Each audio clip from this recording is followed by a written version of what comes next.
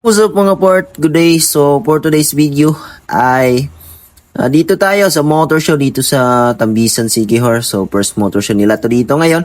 Dito nang entry yung mga Malaysian. So dalawang entry ng Malaysian, isang Aerox at isang Smash.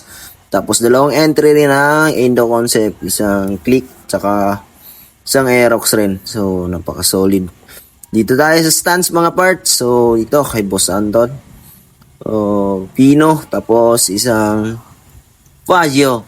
And then, meron ding MIUI 125 kay Boss Shim Liran. And then, sa open mix, isang CRF, tapos may big bike dito. So, yan.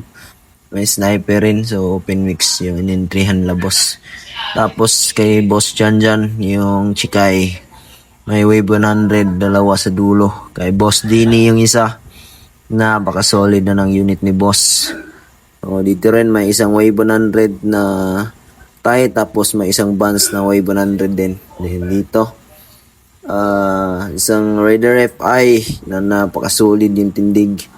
Tapos isang Sniper 150 na grabe.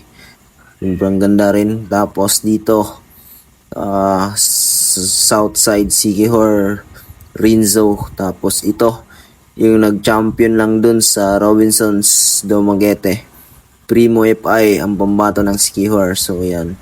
Dito kay Boss Katsi. And then, shoutout sa tropa natin dyan sa TPH. May isang Wave S. Tapos, Wave I kay Boss Steven. And isang Wave I din. And then, isang Wave S dito na itim.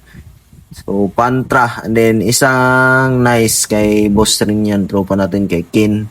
Tapos, yung Pure kay Boss rin yan. Kay Simon sa TE na natin yan. Tapos, yung drag bike na yan kay Boss Junibin. Then, dito kay Boss Christian na Mio. So, yan, shoutout sa organizer natin dyan. Dito, yung mga open mix, mga part. So, grabe ang solid.